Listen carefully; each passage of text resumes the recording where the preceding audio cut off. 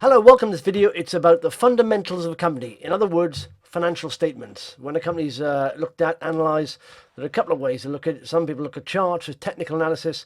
Looking at the fundamentals is the way to find a sustainable company, okay? I mean, growth-wise. So, financial statements. When you look at a company's financial results, you will notice three financial statements. By the way, a company normally publishes two sets of results. One is half year, which is the first 6 months of the year, of their financial year. H1 it's called. And the second one is the full year at the end of the year. Most companies go from sort of January the 1st to 31st of December for the full year. And of course, half year will be the end of June, 30th of June. So let's look. So when you look at financial statements, you'll see three financial statements, any report, in any financial report, okay? They've got to have these. At the top, the income statement, it's a profit and loss account as well. It's called, shows you the company's income and expenditures for the report period, okay? So for the 6 months or for that 12-month period if it's full year results. It also shows whether the company is making a profit or loss for that given period, okay? Number two, you'll also see financial position, also known as the balance sheet. It lists the assets, liabilities, and equity of an organisation as of the report. So unlike the financial results, it's not for the entire 6 months, it's on the day of close. Okay, so the 30th of June for interims, or on December the 31st for full year results. So it's on that day, it's a snapshot of where they are as far as, assets and liabilities are. Okay, and the third cash flow statement summarises the amount of cash and cash equivalents entering or leaving a company for the reported period. That's the actual cash, all right? So let's first of all look at the income statement. Profit and loss account shows you the company's income and expenditures for the reported period.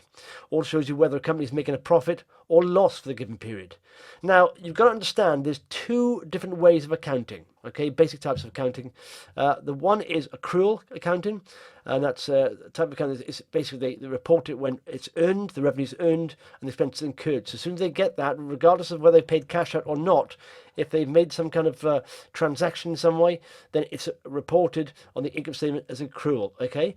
The cash flow statement works on a cash basis. So actually, when the actual cash is received and paid, that's when it's reported and accounted for. All right, so let's look at, first of all, accrual accounting records of revenue when transactions occur before the money is received or dispensed. Okay, cash again, accounting records revenue and expenses when cash related to those transactions actually is received or dispensed. Okay, the accrual method doesn't track cash flow. That's why when you look at the income statement, it's also good to look at the cash flow statement because that's actual cash, not just booked revenue or expenses, actual cash coming into and out of a company, okay? So like I said, you could have a company that may look profitable in the long term, but actually have challenging cash shortages or cash flow problems. That's why a cash flow statement should be looking in conjunction with an income statement. And that's what I say there. Let's look at an example, all right? So this is, you own a website, okay? A business, and a customer asks you to design them a website for $3,000. Now, in the cash method, that amount is not recorded in the books until the customer pays you the cash, all right? But with the accrual method, in the income statement, that £3,000 is recorded as revenue on the day of the sale it was made, though you may not receive the money for a few days, weeks, or even months afterwards. The same principle applies to expenses as well. If you receive an electric bill for £1,000 under the cash method, the amount is not recorded until you actually pay the bill. However, under the accrual method, the £1,000 is recorded as an expense the day you receive the bill. So that would go on the income statement. It wouldn't go on the cash flow statement. Okay. Again, just a reminder, accrual is when it's earned. You record it when it's earned, or expenses incurred, and with cash, when it's actually received or paid. All right. So let's look at that income statement. Okay. First of all, some of my shiny right ahead there. This will be the first statement on a financial report, and you'll see here it's broken down to revenue, sales, cost of sales, gross profit there. Okay, that's just the cost of producing the product, making the product or service. That's gross profit. If a company is profitable at the gross level, doesn't mean they're profitable or generating cash. All right, so it's worth looking coming further down and looking at operating expenses. That's actually developing, selling, accounting for, managing the product services after everyone's been paid and all that stuff. And it's always good to see if a company's making an operating profit. That means, are they generating cash after all the operating expenses have been taken out and cost of sales. All right, and then you come down here to non-operating financing expense, profit before tax, okay, often looked at, good to compare with other companies, then tax, then profit after tax, net income or bottom line, that's called, and the top line is revenue, all right?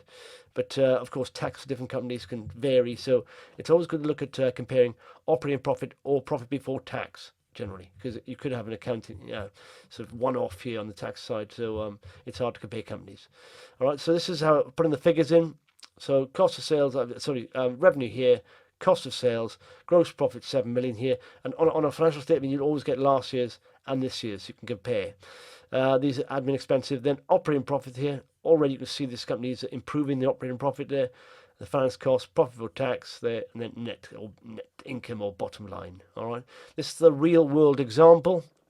And they'll say that they'll have the date. They always look at that. Make sure you're looking at the full year or the half year. So here it's 52 weeks to the end of January. It's an odd accounting period. Some companies go to 31st December. Some go a bit later. Depends what sector they're in. Sometimes they'll capture the sort of post Christmas sales, or for example, online property portals. One of the busiest months is January, so they tend to have end of year at the end of January there. But here we go. Revenue there.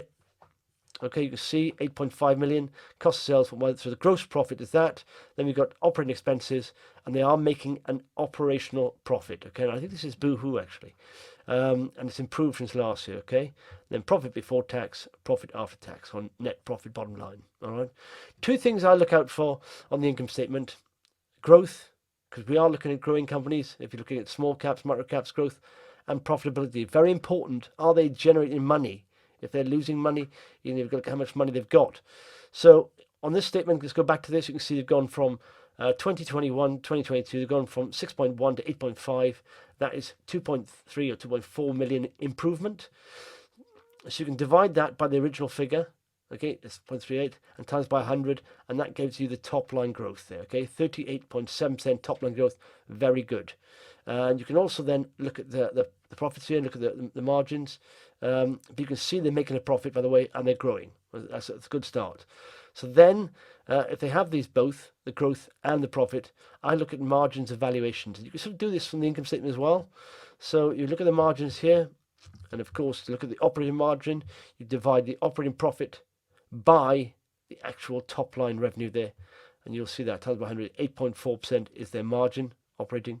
Not too bad. If it depends what it is, it's not a big sort of operating margin, but it's okay. Depends what sector in, of course.